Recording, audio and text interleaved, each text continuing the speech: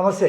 మనం ఇప్పుడు Telangana state chief సిపిఎంకి ప్రధాన కార్యదర్శి తమ్మినేని వీరభద్రం గారితో ఉన్నాము. ఆయన నుంచి సిపిఎం రేపటి రోజుల్లో రాష్ట్రంలో వచ్చే ఎన్నికల్ని, రాబోయే ఎన్నికల్ని ఎలా ఎదుర్కొంటుంది, అసలు ఓవరాల్గా సిపిఎం ప్రజలతో ఉన్న అనుబంధం ఏంటి, ఇక్కడ ఏ ఫలితాలు ఎలా ఉండబోతున్నాయి, ఎలాంటి విజయ అవకాశాలను మీరు అంచనా వేస్తున్నారనే విషయాలు తెలుసుకుందాం. నమస్తే సార్. నమస్తే సార్, ఇప్పుడు ఏంటి అసలు స్టేట్లో ఇది ఎలక్షన్ ఇయరు, ఈ ఇయర్ని మీరు ఎలా హ్యాండిల్ చేయబోతున్నారు పార్టీ నుంచి? తప్పకుండా రాజకీయ పార్టీలకు ఎలక్షన్ ఇయర్ అనేది చాలా కీలకం, కీలకమైంది. అయితే ఈ ఎలక్షన్స్ కొన్ని ప్రత్యేక పరిస్థితులు వస్తున్నాయి మా పార్టీ అంచనాలు. ఓకే. ముఖ్యంగా దేశ రాజకీయాలు ప్రధానంగా చూడాలి. ఓకే. దేశంలో బీజేపీ గత 9 సంవత్సరాల పరిపాలనలో చాలా దుర్మార్గమైన వైఖరి తీసుకుంటోంది. ఓకే. రోజువారీ పరిపాలన విషయాలే కాకుండా బేసిక్గా మన రాజ్యాంగం యొక్క మూల విలువల్ని నాశనం చేసే పని బీజేపీ చేస్తుంది. కాబట్టి ఆ విలువల్ని కాపాడటం అనేది, ఆ రాజ్యాంగాన్ని రక్షించుకోవడం అనేది ఒక ముఖ్యమైన కర్తవ్యంగా వాళ్ళ దేశ రాజకీయాల్లో ఉంది. అది కేవలం సిపిఎం అని ఇంకొక పార్టీ అనే కాకుండా, ఓకే, ఈ దేశం మీద భక్తి ఉన్న ప్రతి ఒక్కడు, ఈ దేశం బాగుండాలని కోరుకునే ప్రతి ఒక్కళ్ళు ఆ రాజ్యాంగాన్ని కాపాడుకోవాలి. ఆ రాజ్యాంగాన్ని రక్షించే క్రమంలో ఎవరైతే దాన్ని నాశనం చేస్తున్నారో వాటిని ఎదుర్కొనే, అంటే మీ మెయిన్ విలన్ బీజేపీ. తప్పకుండా. మరి ఇక్కడ స్టేట్లో స్టేటు అంటే జాతీయ పార్టీ స్థాయిలో చెప్పారు, స్టేట్ కూడా దేశంలో భాగమే. అవును.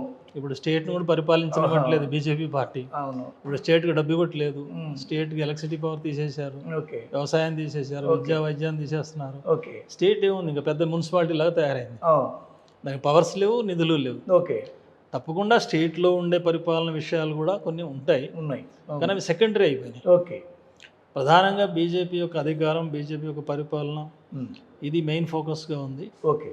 రాబోయే కాలంలో మళ్ళీ పొరపాటున కానీ 2024 ఎన్నికల్లో బీజేపీ కానీ అధికారంలోకి వస్తే, ఓకే, ఇక దేశంలాగా ఉండదు. ఓకే, మొత్తం మతరాజ్యం అయిపోతుంది.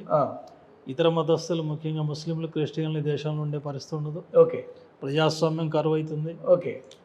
దేశంలో ప్రభుత్వ ఆస్తులనే కనపడం, ఇంకా ఓకే, మొత్తం అదానీలు, అంబానీలు కొట్టేస్తారు. ఈ రకమైనటువంటి పరిణామం ఓకే ఎవరు కోరుకోరు. ఓకే. కాబట్టి రాజకీయ తేడాలు లేకుండా ముఖ్యంగా దేశాన్ని, దేశ ప్రజాస్వామ్యాన్ని, లౌకిక తత్వాన్ని, సర్వమత సామరస్యాన్ని కాపాడుకోవడం అనేది వాళ్ళ ఒక ప్రధాన కర్తవ్యం. ఓకే సార్, ఇప్పుడు మీరు దేశం ఇక్కడి నుంచి మీరు మీ పోరాటము, మీ బాధ్యతలు ఉన్నాయి ఏది తెలంగాణలో.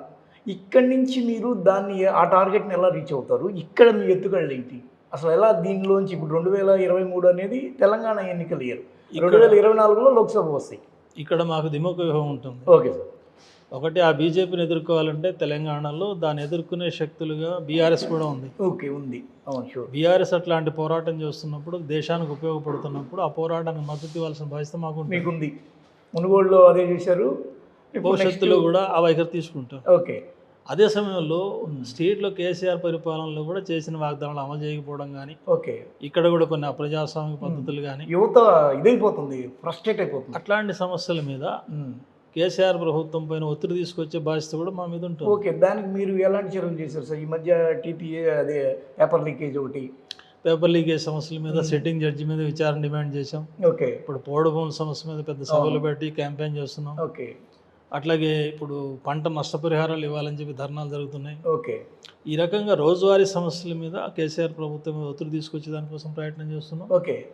అదే సమయంలో బీజేపీ ఈ కేసీఆర్ ప్రభుత్వం యొక్క వైఫల్యాలను ఉపయోగించుకొని ఓకే, ఇక్కడ పాగా వేయాలని చేసే ప్రయత్నాన్ని అడ్డుకోవడం కూడా మా బాధ్యతగా ఉంది. ఓకే.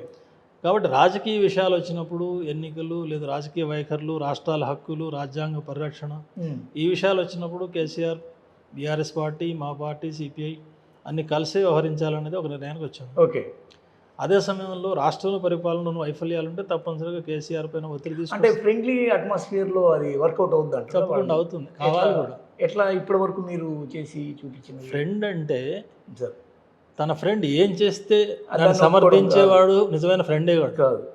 ఫ్రెండ్షిప్ అంటే స్థూలంగా ఆ మనిషిని అంగీకరిస్తున్నాం, స్నేహం చేస్తున్నాం, ఆయనలో లోపం కనపడి సరి చేయడం కూడా ఫ్రెండ్ యొక్క బాధ్యత.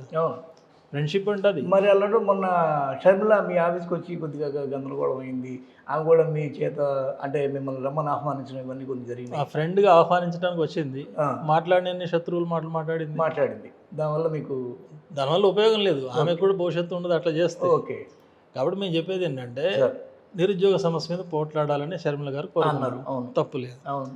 నిరుద్యోగంలో ఉమ్. సంవత్సరానికి 2 కోట్ల ఉద్యోగాలు ఇస్తానే ఒక్క ఉద్యోగం ఇవ్వనోడు మోడీ. మోడీ అవును అవును అవును. ఆ మోడీని కూడా కలుపుకొని కేసీఆర్ మీద పోరాటం చేయాలంటది, అది ఎట్లా కరెక్ట్? మోడీని కూడా అంటే బీజేపీని కూడా కలుపుకొని అంటే బీజేపీ వదిలిన బాణం అనేది మీ కామెంట్. ఎవరు వదిలింది అనేది ఓకే కామెంట్ ఉందా ఆమె మీద? కావచ్చు, మేము ఎదురుగా కనపడేదాన్ని చెప్తున్నాం, ఊహించి చెప్పడం ఓకే ఉపయోగం లేదు. ఆమె ఎదురుగా కనపడుతుంది, ఆమె వేసిన కరపత్రంలో కానీ చెప్పిన మాటలో కానీ ఎక్కడ బీజేపీకి వ్యతిరేక మాట లేదు. లేదు. గవర్నర్ కూడా మొన్న ఈ మధ్య ఆమెని ఆ మాటే అడిగాం, బీజేపీకి వ్యతిరేకంగా మాట లేకుండా నువ్వేం పోరాడుతావు, ఓకే నీ రాజకీయ వైఖరే కరెక్ట్ లేదని చెప్పాం. ఓకే మీరు అందుకని ఆమె తీసుకున్న వాదం కరెక్ట్ అయినప్పుడు ఆమెకి సపోర్ట్ చేయడంలో తీసుకున్న వాదం కరెక్ట్ అయితే మేము సపరేట్ చేయొచ్చు. ఓకే బీజేపీ సమర్థించే ఆమెతో మేము కలవాలి. ఓకే బీజేపీ ఆమె బాగా ఫ్రెండ్లీగా ఉన్నట్టు వెళ్తున్నట్టు మీకు అంతే కదా. కరపత్రంలో ఒక మాట లేకపోతే, ఓకే రోజువారీ ఉద్యమంలో బీజేపీకి వ్యతిరేకంగా ఒక మాట లేకపోతే, ఓకే రాజ్యాంగాన్ని ధ్వంసం చేస్తున్న పార్టీని వదిలేసిన తర్వాత నీ రాజకీయాలు ఏంటి? ఓకే అందువల్ల ఆమెతో కలిసి పని చేయాలని ఏమి లేదు. చేయడానికి మీకు కుదరట్ల ఈక్వేషన్. ఎట్లా కుదురుతుంది? మీ మెయిన్ విలను ఈ రోజున బీఆర్ఎస్ మెయిన్ విలను ఒకటి కావడంతో మీరు ఇక్కడ ఓకే కానీ ఆమెతో ఓకే కాదు. మా విలనే కాదు, మొత్తం దేశానికి విలన్ బీజేపీ. మరి దేశ వస్తుంది అంటున్నారు. రావడం రాకపోవడం వేరు, ఓకే అది ప్రజల అభిష్టం మీద ఉంటుంది. ప్రజలకు ఆ చైతన్యం కలిగించలేని ప్రతిపక్షాల వైఫల్యం ఉంటే 3 రావచ్చు, 5 సార్లు రావచ్చు. ఓకే నీ అంతలు కూడా చాలా ఏళ్ళు పరిపాలించారు. 200 సంవత్సరాల పాటు బ్రిటిషుడు పరిపాలించాడు. 200 ఏళ్ళు పరిపాలించారు కాబట్టి వాడు గొప్పోడు అంటమా? ఓకే 200 ఏళ్ళు దోపిడీ చేశాడు. 200 సంవత్సరాల పాటు ఓడించలేని వాళ్ళు ఇంకా మీరేం ఓడిస్తారంటే అర్థం ఉంది. ఓడించేదాకా ప్రయత్నం చేయాలి. అంటే నెక్స్ట్ లెవెల్లో కూడా వెళ్తాడు. రేపు అధ్యక్ష తరహా ఎన్నికలు వచ్చి జీవితాంతం ఉండేట ఒక అట్లా తీసుకొస్తారు. అట్లా చెయ్యాలనేది ఆయన ప్రయత్నం. ఓకే స్పష్టంగా వాళ్ళ ఉద్దేశం అదే. ఓకే ఒకే ఎన్నిక, ఒకే భాష, ఒకే నాయకుడు, ఒకే దేశం, ఒకే ఈ రకంగా చెప్తున్నారు. ఈ రకంగా చెప్తున్న ఉద్దేశంలో ఒకే నాయకుడు అనేది వాళ్ళ ఉద్దేశం. దాన్ని ఎదిరించడం అనేది క్లియర్గా ఒక మాట సార్. చైనాలో కూడా జిన్పింగ్ ఒకే నాయకుడు ఒకే దేశం కదా. చాలా తప్పు కాదు సార్. ఎందుకు లేదు సార్? ఇప్పుడు ఆయన మళ్ళీ ఇంకోసారి ఎన్నికయ్యాడు, ఆ తర్వాత అఖండ చైనాను దాన్ని ఎన్నికయ్యే పద్ధతిలో ఒకే ప్రెసిడెంట్ అనేది రాజ్యాంగంలో రాస్తే అది తప్పు. ఓకే ఎన్నికయ్యే అవకాశాన్ని ఉపయోగించుకుని ఒకే వ్యక్తి ఎన్నిసార్లు ఎన్నికవచ్చు. మోడీ గారు ఎన్నిసార్లు ఎన్నికైతాడు? చాలా లీనియరు. ఇది ప్రపంచానికి అర్థం కాదు సార్. ఇప్పుడు అందరూ ఏమనుకుంటారంటే చైనా తరహాలో ఆయన తెద్దాం అనుకున్నాడు. చైనాని గౌరవించే ఈ కమ్యూనిస్టులు ఇప్పుడు ఆయన మాటను గౌరవించడంలో ఏంది అభ్యంతరం అని అడుగుతారు. దానిలో ఆ సన్ననికి ఏదో తెలియదు జనానికి. రాజకీయ బుర్ర ఉన్నాడు వాడు అట్లా ఆలోచించాడు. ఓకే ఈ రాజ్యాంగంలో ఉన్న సిస్టమ్ ఏంటి? ఏది ఈ రాజ్యాంగానికి ఆ రాజ్యాంగం తేడా ఏమంటారు మీరు? ఈ రాజ్యాంగంలో ప్రజాస్వామ్యబద్ధంగా పార్లమెంటు ఎన్నికలు ఉండి ఆ పార్లమెంటు మెంబర్లుగా ఎన్నికైన వాళ్ళు ప్రధానమంత్రి ఎవరైనా ఎన్నుకోవచ్చు. ఓకే ఆ పద్ధతిని యథాప్రకారం ఉంచి మోడీ గారు 50 సార్లు ఎన్నికైనా మేము అభ్యంతరం పెట్టాం. ఓకే పాయింట్ అది కాదు. అసలు ఎన్నికల్నే తొత్తడం చేసేసి, ఓకే లేదా రాజ్యాంగాన్ని మార్చేసి, ఓకే మనుధర్మాన్ని పెట్టి చాతుర్వర్ణ వ్యవస్థను తీసుకొచ్చి ఈ రకమైన ప్రయత్నాలు ఆర్ఎస్ఎస్ చెప్తోంది. ఓకే ఆర్ఎస్ఎస్ చెప్పే ఈ ధర్మం అంతా తప్పు అని బీజేపీ చెప్పట్లేదు. ఓకే గోల్వాల్కర్ చెప్పాడు, హెగ్డేవార్ చెప్పాడు, సావర్కర్ చెప్పాడు. వీళ్ళందరూ ఏం చెప్తున్నారు? ఈ దేశంలోని ఇతర మస్తసులు నరకడమే మా విధానం అని చెప్తున్నారు స్పష్టంగా. వాళ్ళ రాత్రి వీర సావర్కర్ అలా చెప్పినట్టుగా ఎక్కడా లేదు అనేది ఆర్ఎస్ఎస్ వాదన. వీర సావర్కర్ అసలు కులాలు వద్దన్నాడు, ఈ సహపంక్తి భోజనాలు చేశాడు. హిందుత్వం అంటే ముస్లిము క్రిస్టియన్ కూడా ఇది జీవన విధానం, మతం కాదు. మేము మా వాదనలతో చెప్పాం. వీర సావర్కర్ రాసినవి, గోల్వాల్కర్ రాసిన పుస్తకాలు, ఆ పుస్తకాల రచనలోంచి చదివినిపిస్తాం టీవీలో. మీ టీవీ అంటే మొత్తం నరకం అని చెప్పేసి చెప్పారు వాళ్ళు. హిట్లర్ని ఆదర్శం అని చెప్పారు. ఓకే ఒక జాతి లొంగనప్పుడు దాన్ని నిర్మూలించడమే సరైన మార్గం అని చెప్పి స్పష్టమైన కొటేషన్స్ ఉన్నాయి. ఓకే ఆ హిట్లర్ అదే పని చేశాడు జర్మనీలో యూదుల్ని. ఓకే ఆ హిట్లరే మనకు ఆదర్శం. ఓకే ఆయన గొప్ప నాయకుడు, అదే పని మనం ఇక్కడ చేయాల్సి ఉంటుందని గోల్వాల్కర్ స్పష్టంగా రాశారు. రాసిన పుస్తకాలు ఉన్నాయి. వాటి మీద చర్చకి ఎవరైనా బీజేపీ ఆర్ఎస్ఎస్ నాయకులు వస్తే నేను సిద్ధం. సవాల్ తీసుకొని సవాలే ఉంది దాంట్లో.